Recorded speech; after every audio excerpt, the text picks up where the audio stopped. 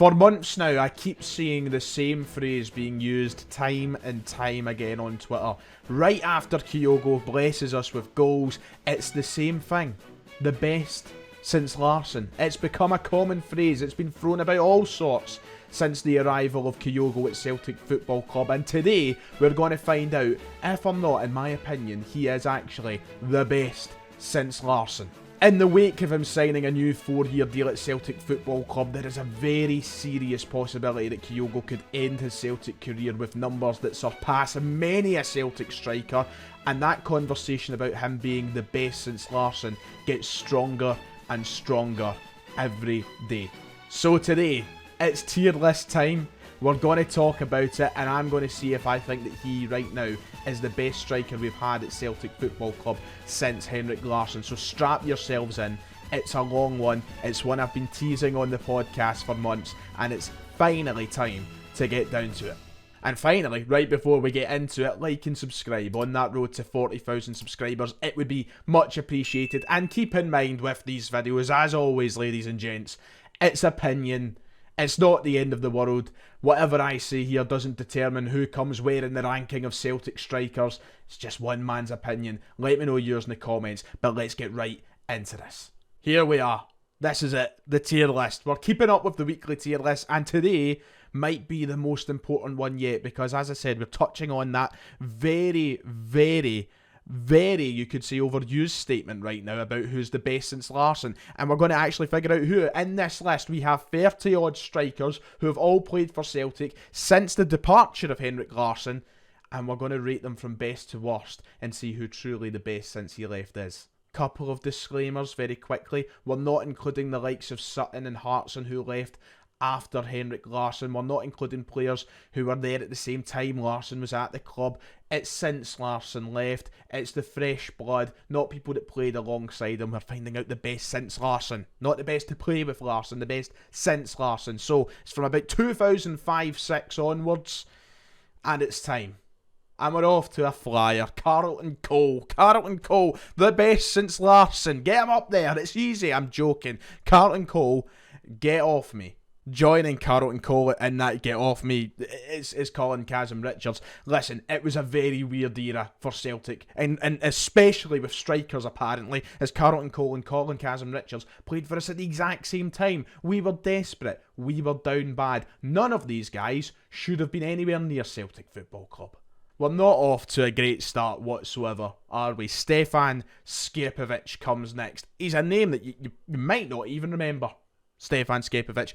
He also goes into the get off me category. Wow. It's now opened my eyes a little bit that we've probably had more terrible strikers than good strikers since the departure of Henrik Larsson. Finally, somebody who is actually half decent. And do you know what? I was a big fan of this guy when he was a Celtic player. Now, we're putting controversies aside. We're trying to judge them solely on their playing career at Celtic Football Club. Not what they're up to outside of that. But Tony Stokes, he goes right up into good for me. He made over 100 appearances for the club in that time. I think he scored roughly around 60 goals for us as well. He was a decent player. And he played for us at a good time. When we had someone like Gary Hooper alongside him, I wouldn't say he was great. I wouldn't go anything above that, but he was certainly a good player, versatile as well. I always liked Tony Stokes. What could have been with John Guidetti?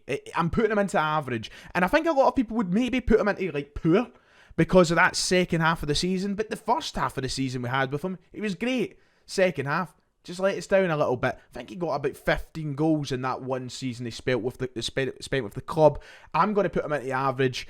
He was just someone who I wish maybe had a little bit more time, because he certainly did have quality, just didn't show it consistently enough. Amido Balde. Wow. Is it fair to say I actually think he was better than these three, Amido Balde? I'm going to put him into poor, because I would rather remember the very brief time we had with Amido Balde than the three below him. And that for me just gets him into poor. Still terrible, but he's not quite down with them. Another guy that could arguably go down with them would be Teemu Pukki, but I'm going to put him above Amido Balde in the poor section. Someone as well who looked promising when he first came in, could have gave us something a little bit more, went on to have a decent enough career outside of Celtic, but just petered away into nothingness while he was with us. Wasn't good enough for him, didn't come in, and he was out the door sooner than you can remember. So, into poor for you, Timu. Sorry. Now, this was somebody I was actually considering not to include in this list, because you could argue whether or not he was a striker at Celtic. He played a lot on the left wing as well. But when I actually did my research on Transfermarkt as to where he played more, it was up front. He played about 10 more games as a striker for Celtic than he did in the left wing. It was more towards the end of his Celtic career where he started to see him on the left a lot more, and that's what you might remember most. But he did play a lot as a striker, so I thought, why not get into this list? He's one of my all-time favourite Celtic players. I love him. I know he's very polarising. A lot of you probably hate him, but Georges Samaras for me was a modern day icon at the club. I absolutely adore him, and he was hot and cold. But when he was hot, oh boy, when he was hot, he was an elite player. Let's be real. But I am going to put him into the top of good, because his record is quite similar to Stokesy. I think that's probably fair for now. We might bump him up, but good, I think, is fair for Samaras for the amount of garbage he did produce alongside the quality. If we're judging it off individual moments, then Tony Watt deserves to be up here for giving us one of the best moments in the club's modern history. But let's be real, he wasn't quite good enough to make the grade for Celtic, but he was a young guy. He did get his chances, just never really took them after that Barcelona game, and he probably just never got the chance to live up to that. Yeah, you know what? You could maybe argue that he goes into average, but did he really produce the quality to argue that he could have been a mainstay Celtic striker? Probably not. But I do love you, Tony boy. I think we have our first elite striker, to be honest. I'm putting Gary Hooper right up there in the elite category, because he was outstanding for us. He was a fantastic striker. He scored goals in big games. He scored goals consistently. He had all the tools that you needed to be a fantastic striker. And if he was someone who stayed at Celtic for as long as maybe a Henrik Larsson did, or just a few years longer, then his record, wow, who knows what he could have got to. He's right up there. He's a modern day favourite. People love Gary Hooper, and rightly so. He deserves to be right up in the conversation for the best since Larsson. Georgios Giacomakis, he wasn't here long enough, was he? But he was someone who, he can go into good. He was a good striker, and that's the way that I would sum it up. Maybe overrated by some, but someone who just simply wasn't here long enough to try and get himself further up this ladder. Listen, if he was here 3 or 4 more years, who knows? He could have been up in the elite category, but didn't fancy being second option to Kyogo, and because of that, his exit was probably rushed along further than we would have liked. But I'll put him into good. I think that's fair. But the two above him gave far more service to the club. Daryl Murphy. I'm just going to go ahead and shove him somewhere in poor. I mean, some of these players, you've got to remember, were never expected to be the next Henrik Larsson. They were never expected to be these world-class strikers who would come in and score thousands of goals for us. But Daryl Murphy, he was just poor. Miku. The cheek this guy had to wear a number 7 shirt. Miku. I don't know where I drank him. We'll fix it at the end in regards to who the absolute worst is. But he's right amongst it. Get off me. Another strange era for strikers, Lasad. Does anybody even remember Lasad? It took me to put the notes together for this video to remember he actually existed. He's another one that goes right in there. Who? Funnily enough, both these guys, Miku and Lasad, 6 goals between them, and that was in about 30 odd games. Says it all, really. We might have our winner for the worst, by the way. You thought it was bad with Lasad? Well, Mo Bangura, ladies and gentlemen. Mo Bangura, not only a terrible football player, but just someone who really did not care. Someone who shouldn't have been signed for Celtic, attitude problems, just a terrible footballer altogether. He might be the winner for the worst since Larsson, let alone the best since Larsson. I take it back. We might have another one who's the worst since Larsson. Pavel Brozic. He was pretty bad. Granted, he only played about 3 times for the club. But in those 3 appearances, I'm pretty sure we all seen enough to put it together that he was pretty shit. This is quickly becoming the second tier list in a row where the bad far outweighs the good. And that's concerning me. Celtic, your recruitment over the years has been absolutely scandalous. And I hope you sort it out from now on. I really do. Because up next, there are a couple of absolutely honking players to talk about. Number 1, Morten Rasmussen. Once again, you might be saying, who? Who is that? He only played 10 times for us. 10 too many.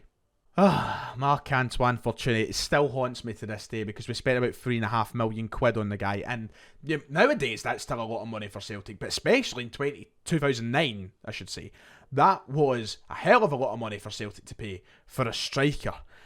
He was poor. He was poor. He was someone who I think, who knows, maybe if we gave him more time, if Neil Lennon fancied him in his plans, we might have saw something out of, but let's be real, probably wasn't going to happen. Still scored 10 goals for the club though in his very short stay here, so he avoids get off me very, very narrowly. But for that amount of money, remember the joke, he cost a fortune. For that amount of money, he should have been producing the goods. Finally, someone that cheers us up a little bit. Scott McDonald, great. Do you know what? I've heard this opinion many times. I'm trying to take my own bias out of this list. I actually prefer Scott McDonald to Gary Hooper. I was a Scott McDonald fanboy. Loved him. He was my favourite player when I was like 8-9 years old. Loved him to bits. I preferred him over Gary Hooper. I was devastated when Scott McDonald left the club. But I think the majority of Celtic fans would agree that Gary Hooper is probably better. And that's why I've got Gary Hooper in elite right now, and why I've got Scott McDonald in great.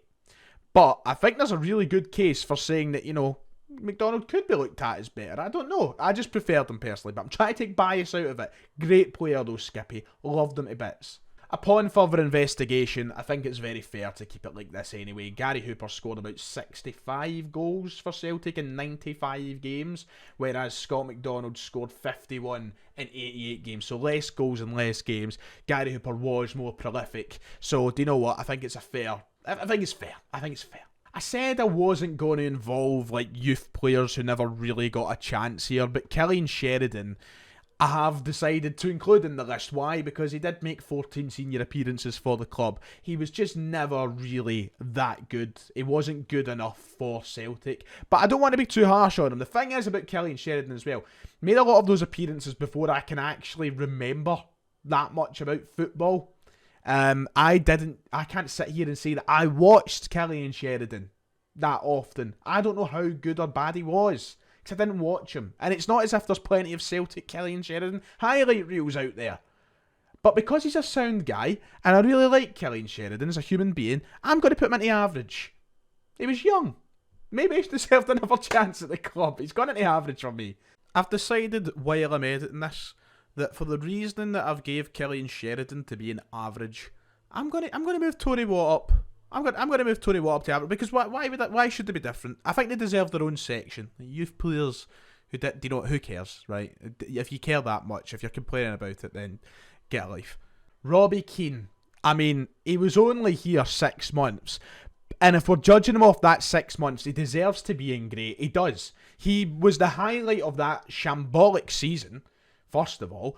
But ultimately, he was someone that if he had an extended stay at Celtic, if he was here 2-3 years, his record would have been up there with the likes of your Scott McDonald, your Gary Hoopers, your Moussa Dembele's. No doubt about that, because Robbie Keane is one of the best football players that Ireland's ever produced, one of the best strikers that I think the UK's ever produced, and someone who was just generally a brilliant striker, brilliant footballer, and we only got him for 6 months.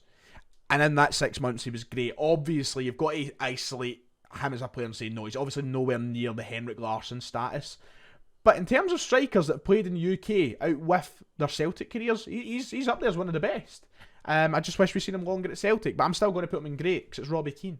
Albion Ayeti, he goes into poor, doesn't he? We'll put him to the top of poor because he started off pretty well, and I feel sorry for him in that regard because he came in to Celtic at the worst possible point, the COVID season, all the pressure piled onto them for 10 in a row. Neil Lennon is your manager, but we spent a lot of money on him. It had to be better than what he was. God knows if he'll have a future when he returns from his loan deal. I really doubt that. But, aye, Albion Ayeti, yeah. Chris Killen, remembered for winching Darren O'Day and fuck all else. Now here's a player, by the way, Big Jan Venegoor of Hesselink. He flies into the good category for me. I feel harsh having Robbie Keane in great, and then having like Samaras, Hesselink, Stokesy below him, because they've all played for Celtic for far longer. I've already tried to say why Keane's up there, and I'm trying to think if he was here longer and how good a player he actually was. Very good at Hesselink, Samaras, Stokes. I think they've all been better Celtic servants. But I think it's fair. Hesselink is someone who I wish, once again, was at Celtic a little bit longer. Big goals, important goals, unit of a guy, completely different option to what we had in regards to, your Scott McDonald's, for example. But I loved them. And what a name. What a name. My personal bias is really, I really want to move Sammy up. I really want to move Sammy up, and I might do it. No, I'll keep him in good. I know a lot of you will be raging if I move him up, but I'm tempted. I'm bloody tempted. Magic Zarafsky, player, a talented guy. Once again, someone who wasn't at Celtic for that long a time, but I like Zarafsky. I'm putting him into good. I think he deserves it. He was a good player. Once again, one of those guys. Didn't get to see much of him with the age I was. Don't remember tons of him, but he was fun. And he's got a name like Magic Zarafsky. How you not like him? Also scored more goals than Georgios Giakoumakis in his time at Celtic. And I think Giakoumakis was good. So Zarafsky's gone in there. Kenny Miller. Because it's Kenny Miller, I should put him down here. Because it's him. But I'll be fair to Kenny Miller, and I'll put him in the average category. Because he's somebody who, actually, putting bias aside for a minute, was a good striker, was a decent football player. Didn't spend that long at Celtic, probably should never have been at Celtic, but he was. And he didn't set the world alight. He also had that massive goal against Rangers, which all stands out in our minds. But I think that's fair to put him in. I think it's fair to put him in there. I hate him, but it's fair. Here we go. This is where the conversation starts, isn't it? Let's save it. He goes to elite though, doesn't he? The wee man. We all love him to bits. New 4-year contract. Still here. Don't need to tell you much about him. Elite. I'm sure Gordon Strachan would agree with me when I say get off me. Derek Riordan. He goes down to the bottom. It's Derek Riordan. What else is there to say, really? I'm being harsh on him. I'm going to actually move him up to poor. Because if I had to choose between Chris Killen and Derek Riordan, there wouldn't be much to separate them. I'd ask for a way out somehow. I don't want to choose. But I think that's pretty fair, aligning them beside each other. You're talking elite, then another one that joins them up in the elite category is absolutely Odsonne Edouard. He deserves to be up there. Someone who was just electric, fantastic striker. Someone who I hope kicks on in that further stage of his career as well, but just amazing. Odsonne Edouard deserves to be up there in the conversation, and he was up there in the conversation before Kyogo came along. It was who's better, him or Dembele? Who's the best since Larsson? He definitely deserves to be up here. And that, for me, goes above Hooper. Leigh Griffiths. God. I know I thought I'd speak about him on this channel again, but here we are. And as I said, taking away everything else, aside from their Celtic footballing career, that's all that matters in this video. Do you know what? The thing is, I was about to say Gary Hooper. The thing is with Griffiths, he's done an awful good job living off that 40-goal season. And it was a fantastic season, don't get me wrong. 40 goals ain't easy to come across. He's also scored 100 goals for the club, which once again, isn't easy to come across. For that, a lot of people would maybe say belongs up and great. I'm going to put him in good. Because as a professional, you've got to do things better sometimes. And I'm not going to ignore all the professional issues at the club where he could have been on. Leigh Griffiths could have been up here. He could have been elite. He could have been in the conversation for best since Larsson. But it's his own fault he's not. And that's part of the discussion today. You're talking about professional athletes. Griffiths let himself go. And that's the harsh reality. Poor Klamara. I wanted so much from you, Paddy, but you're going into poor. I'll tell you who's joining you in poor as well, your pal Bio. I need to sort the final rankings out. I'm just going to put them into places just now. Bio's in poor as well. We discussed you last week, Bio, and it's the same again for you, big man. The final player to join elite, and it's easy, Moussa Dembele. He needs to be up there. He deserves to be up there. Someone who I have no shortage of words to describe my love for. And he could be, who knows, maybe the guy we pick for the best since Larsson.